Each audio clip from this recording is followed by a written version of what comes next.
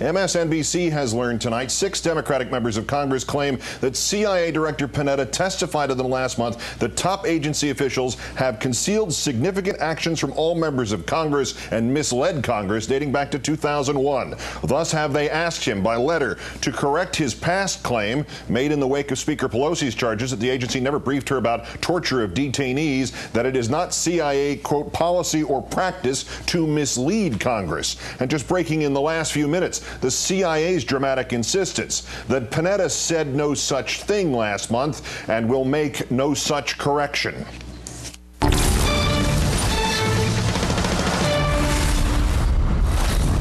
Which of these stories will you be talking about tomorrow? She quits on Alaska, and now the polls quit on her. 3 in 10 Americans saw their opinions of Sarah Palin change after her resignation. Democrats now viewing her less favorably by a margin of 4-1. More tellingly, independents now viewing her less favorably by a margin of 2-1.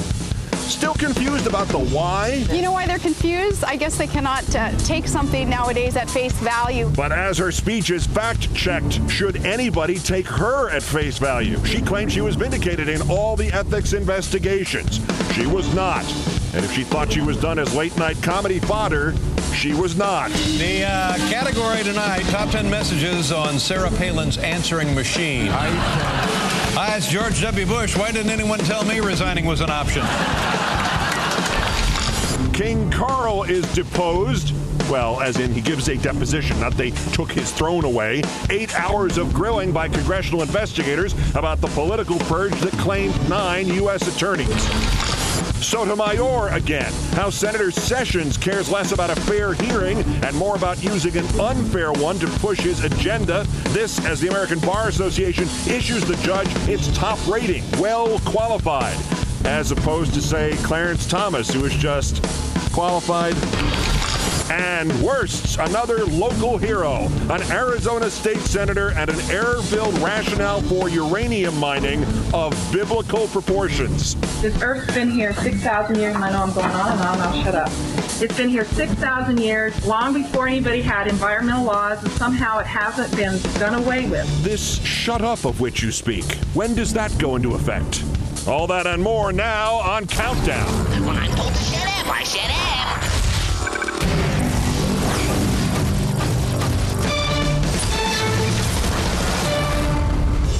Good evening from New York. Breaking news tonight in our 5th story on the Countdown that CIA Director Leon Panetta has told lawmakers that agency officials did indeed mislead Congress and did so since 2001, what would be the start, roughly, of the Bush administration. The CIA confirming to MSNBC and NBC News that Director Panetta told lawmakers that Congress was not adequately informed about unspecified post-9/11 activity, classified activity. The CIA will not say what the briefing was about. Other officials say it was not about waterboarding nor about interrogation practices. 2 days after Panetta's testimony, several Democratic members of the House Intelligence Committee having then sent the director a letter in the wake of his own testimony, reading in part, quote, "You recall no doubt that on May 15th, 2009, you stated the following in a letter to CIA employees. Let me be clear, it is not our policy or practice to mislead Congress. That is against our laws and values. In light of your testimony," the letter continues, "we ask that you publicly correct your statement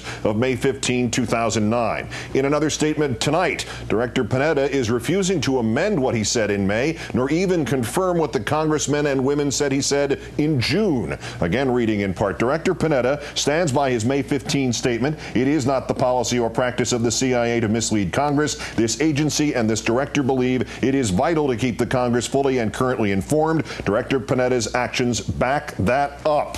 Earlier this year, House Speaker Pelosi, of course, having accused the CIA of misleading her in briefings about the agency's use of waterboarding, something she said she never heard about in any kind of briefing, secret or otherwise, an allegation for which she has been roundly attacked by Republicans. Time now to turn to our chief foreign affairs correspondent, Andrea Mitchell, who has been working this story for MSNBC and NBC News. Thanks for your time tonight, Andrea. You bet. Do we know? There's a lot, you know, Keith, there's a lot of disagreement over what happened and who said what to whom. Mm-hmm. What we do know is that the CIA and Leon Panetta are not acknowledging in any fashion that he testified that there was any misleading of Congress. They say that is not true. U.S. officials say that Panetta believes strongly that Congress should be informed, that there were some matters that were not adequately briefed, that were inappropriately not briefed to Congress, and that he changed that when he took over.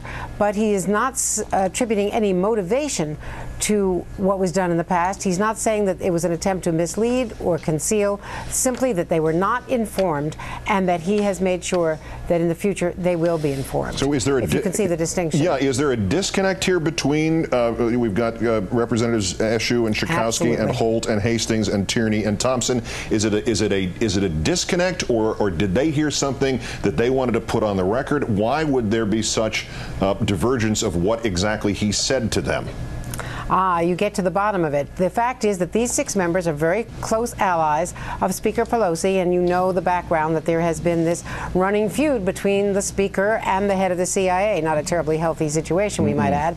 The House is about to debate and vote tomorrow, barring any unforeseen circumstances, on an intelligence bill. That intelligence bill has a Democratic version of that intelligence bill has amendments which would require better briefings, more extensive briefings, and would give the members of Congress, the Speaker and the other leaders, the ability to say who should be briefed on these secrets, not just the top 4 or the top 8 members of the committees. It would take away from the administration and the president the power to determine who gets briefed.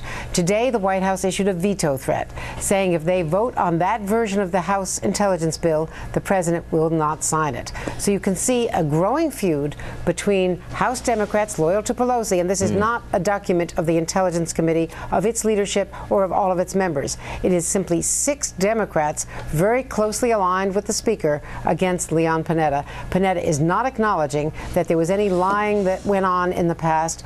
He's just saying that nothing like that will happen in the future. Andres, the Speaker stated she had been misled by the CIA, and Republicans said that that was disparaging our country's agents, and this just was never done. Panetta's comments seemed to back up that end of the political maelstrom here. What we're dealing with in between the characterizations by these 6 representatives in that letter and what the CIA has said on Mr. Panetta's behalf in response, is it nuance and shading, or is this yes or no? In other words, do either versions of this confirm what Pelosi said, or is it dependent on whether the representatives are right or the CIA statement is right? I think they're in direct conflict. Although Panetta says or indicates through people that he has no way of knowing what happened, he just knows that it's true. They were not informed of certain things. The big distinction here, though, is that officials say it's not over waterboarding. They are backing the fact that Pelosi and others were extensively briefed on waterboarding, and that there is, in fact, there are records to that effect. They're saying that this issue is separate from waterboarding, separate from interrogations. I can't tell you tonight what it is. It's covert. I haven't yet uncovered that.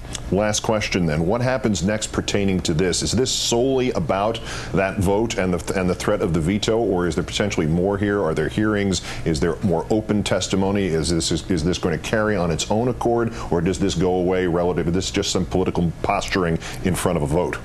Well, it's a lot of posturing, but it will eventually determine, I think, and influence whether or not more people will be briefed. Will Congress get what the House leadership is demanding right now, which is more briefings, not just 4 or 8 or top leaders. And we should point out that even though only certain members were briefed, there were other documents, such as the document before the Iraq War, which was put up there. Any member of the Senate could have read it, for instance, and only a very few, only 6 members of the Senate read that Iraq intelligence briefing. So Congress has, according to many critics, fallen down on its side of the bargain, but it's very clear that in the past the CIA was not very forthcoming when clearly it should have been more forthcoming. Yeah. The difference here is, did they lie? Did they mislead? The CIA, Leon Panetta, are not acknowledging that, in fact saying it did not happen. Extraordinary. Chief Foreign Affairs Correspondent Andrea Mitchell in our Washington Bureau, who has added so much to this story in the last half hour. Great work. Great thanks. Thank you.